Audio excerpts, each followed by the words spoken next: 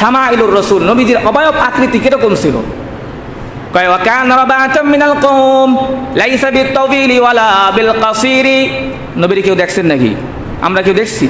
কেউ দেখি নাই, কিন্তু তার নবীর অবয়ব আকৃতি সব সাহাবায়ে কেরাম বর্ণনা দিয়েছেন। নবীজির চোখ কিরকম ছিল, যারা নবীজির সাথে ছিলেন, নবীজির হাত কিরকম ছিল, পা কিরকম ছিল, সব সাহাবায়ে কেরাম বর্ণনা করেছেন। আর মুহাদ্দিসরা সেগুলা কিতাবের মধ্যে লিখে রাখছেন। যদিও রসুলকে দেখেন নাই, কিন্তু রসুলের এই অবয়ব আকৃতিগুলা হাদিসের কিতাব থেকে শুইনা হৃদয়ের গহীনের মধ্যে একটা মানুষকে দাঁড় করান, দেখবেন এর চাইতে শ্রেষ্ঠ সুন্দর মানুষ পৃথিবীতে আর একটাও নাই। সুবহানাল্লাহ বলবেন। কিরকম ছিল দেখেন, ওয়া কানা রাবাতাম মিনাল কওম লাইসা বিত-তাওয়িলি ওয়ালা বিল কাসির। নবীজি বেশি লম্বাও ছিলেন না, খাটোও ছিলেন না, বরং মাঝারি ধরনের। সুবহানাল্লাহ বলবেন। ওয়া কানা রাবাতাম মিনাল কওম লাইসা বিত-তাওয়িলি ওয়ালা বিল কাসিরি। বেশি লম্বাও ছিলেন না, বেশি খাটোও ছিলেন না, মাঝারি ধরনের ছিলেন।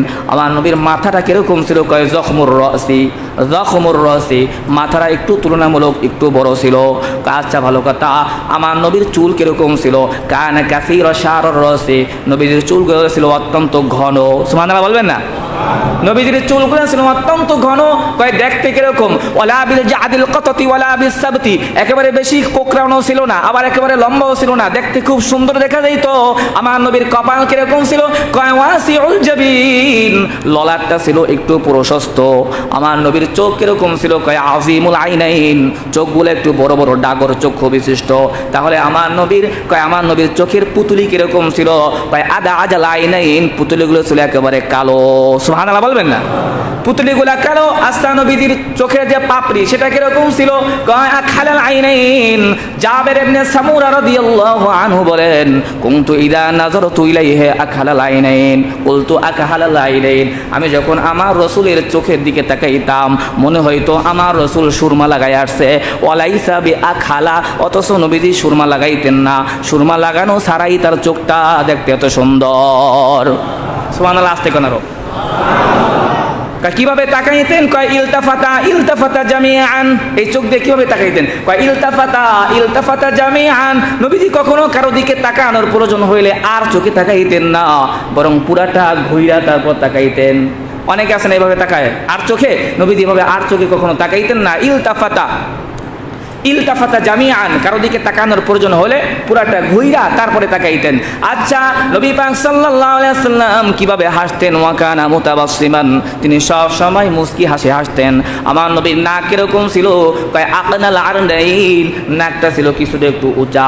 লাহু নূরুন ইয়ালুহু, নাকের আগা থেকে নূরগুলা চারদিকে ছড়ায়া পড়তো। সুবহানাল্লাহ। আকনাল আরনাইন লাহু নূরুন ইয়ালুহু, নবীর গাল মুবারক কিরকম ছিল? সাহলুল খাদ্দাইন, গালটা দুটোটা ছিল সমান। আচ্ছা, আমার নবীর গাল কিরকম ছিল? সাহলুল খাদ্দাইন। আমার নবীর দাড়ি মোবারক কিরকম ছিল? কয় কাসুল লিহিয়াতি, ঘন দাড়ি ছিল। কয় আমার নবীর দাঁত কিরকম ছিল? কয় মুফাল্লিজুল আসনান, হালকা হালকা সামনে দিয়ে একটু ফাঁকা ছিল। সুবহানাল্লাহ বলবেন।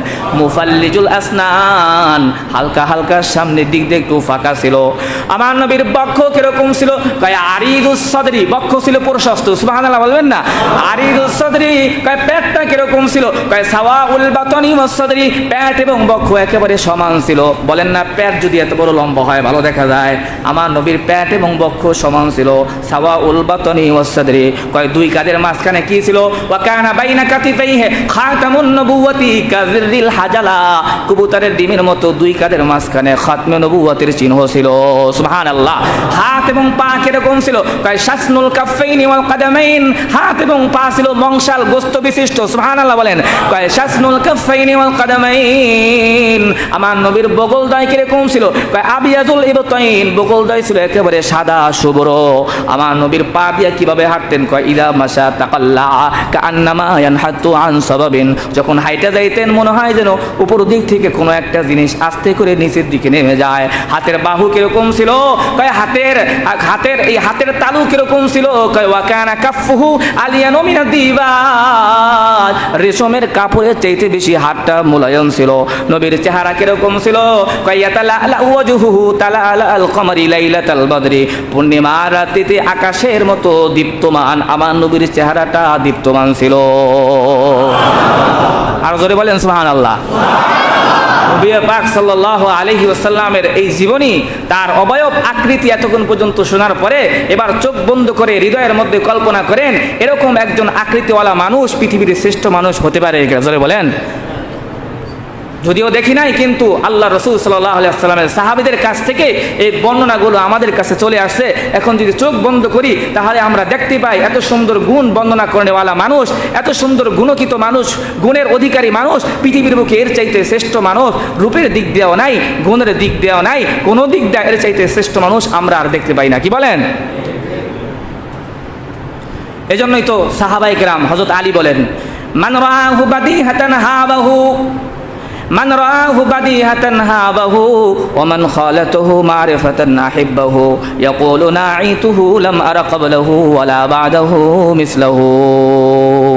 হযরত আলী বলেন, মান রাআহু বাদিহাতান হাবাহু ওয়া মান খালাতুহু মারিফাতান আহাব্বাহু ইয়াকুলু নাঈতুহু লাম আরা ক্বাবলাহু ওয়ালা বা'দাহু মিসলাহু। হযরত আলী বলেন, আমার নবীরে কেউ যদি এক নজর দেখতো প্রথমে দেখাই ভয় পাওয়া যাইত, কারণ আমার নবী ছিল গুরু গাম্ভীর্য, প্রথম দেখলেই অনেকটা ভয় পাওয়া যাইত। কিন্তু মান রাআহু বাদিহাতান হাবাহু ওয়া মান খালাতুহু মারিফাতান আহিব্বাহু ইয়াকুলু নাঈতুহু লাম আরা ক্বাবলাহু ওয়ালা বা'দাহু মিসলাহু। কিন্তু যখন নবীর সাথে মিলতেন, দু একটা কথা বলতেন, নবীদের সাথে ওঠা বসা করতেন, শেষ পর্যন্ত ওই লোকটা মাত্র কয়েক মিনিট পরেই বলতো, ওগো নবী, আপনার চাইতে ভালোবাসার মানুষ আমার হৃদয়ের মধ্যে আর একটাও নাই, আমি আপনার মতো এত ভালো মানুষ আর এত সুন্দর মানুষ লাম আরা ক্বাবলাহু ওয়ালা বা'দাহু মিসলাহু, আগেও দেখি নাই, পরেও দেখার সম্ভাবনা নাই। পরিশেষে এই কথা বইলা বিদায় নিত সালাম দিয়ে, সুবহানাল্লাহ বলবেন না? প্রথমে ভয় পাওয়া দিত। আলী বলেন, যখন কাছে আসতো কথা বলতো, কথা বলার পর কিছুক্ষণ পরে হৃদয়ের মধ্যে পরিবর্তন আসতো, বলতো লাম আরা ক্বাবলাহু ওয়ালা বা'দাহু মিসলাহু, আগেও আপনার মতো দেখি নাই, পরেও দেখার কোনো সম্ভাবনা নাই। সুবহানাল্লাহ বলবেন না? হযরত আবু হুরায়রা বলেন, মা রাআইতু শাইআন আহসানা মিন রাসূলিল্লাহ, মা রাআইতু শাইআন আহসানা মিন রাসূলিল্লাহ কাআন্না আশ-শামসা তাজরি ফি ওয়াজহিহি। হযরত আবু হুরায়রা বলেন, আমি আমার রাসূলকে কাছ থেকে দেখেছি, আমার মনে হয় আমার রাসূলের চেহারার মধ্যে প্রতিদিন একবার দুইবার কইরা আকাশের সূর্য ওঠা নামা করতেছে। হযরত হাসান বিন সাবিত কয়, লাম্মা রাআইতু ইলা ওয়াজহিহি ওয়াযাতু কাফফি আলা আইনায়া খাউফাম মিন যাহাবি বাসরি, যখন আমার নবীরে আমি প্রথম নজর দেখেছি, সাথে সাথে নবীর চোখের দিকে চোখ পড়ার সাথে সাথে, নবীর চেহারার দিকে চোখ পড়ার সাথে সাথে আমি আমার দুইটা হাত দিয়া চেহারার চক্ষুকে ঢেকে নিয়েছি।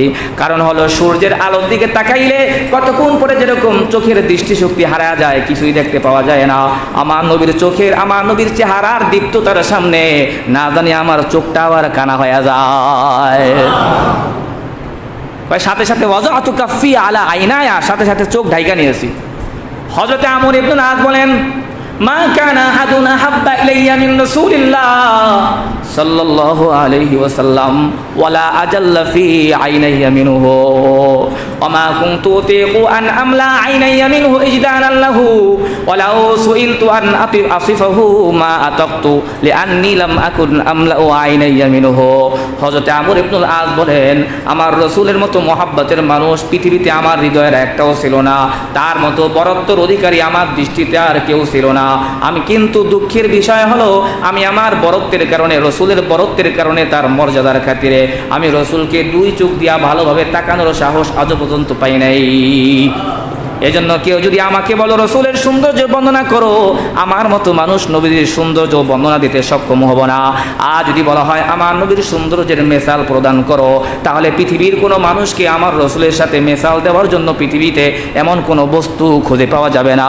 এজন্য যদি বলা হয় রসুলের মেসাল প্রদান করো, আমি কি কারো নাম বলে দিব? কয় না, কারো নাম বইলা রসুলের মর্যাদা আমি খাটো করতে পারবো না, বরং আমি বলবো আয় রসুলে আমি খাতামাল মুরসালি তুজসা কোই নেহি, তুজসা কোই নেহি, তোমার মতো কেউ নাই, তোমার মতো কেউ নাই। সুবহানাল্লাহ বলবেন না? বলেন আয় রাসূলে আমি খাতামাল মুরসালি তুজসা কোয়ে নেহি তুজসা কোয়ে নেহি তুজসা কোয়ে নেহি তুজসা কোয়ে নেহি, তোমার মতো কেউ নাই। হযরত হাসান কয় ওয়া আহসানু মিনকা লাম তারা কত্তু আইনি ওয়া আজমালু মিনকা লাম তালিদিন নিসাউ খুলিকতা মুদাররাআন মিন কুল্লি আইবিন কাআন্নাকা কদ খুলিকতা কামা তাশাউ। হাসান বিন সাবিত কয় ইয়া রাসূলুল্লাহ, আপনার চাইতে সুন্দর কোনো মানুষ আমার এই দুই চোখে আমি জীবনে কোনোদিন দেখি নাই। কিভাবে দেখবো বলেন? আপনার চাইতে সুন্দর কোনো বাচ্চা পৃথিবীর কোনো নারী তো জন্মই দেয় নাই। আর আল্লাহ তাআলা আপনাকে এমন করে বানিয়েছেন, সর্বপ্রকার দোষ ত্রুটি থেকে মুক্ত করে আল্লাহ আপনাকে বানিয়েছেন।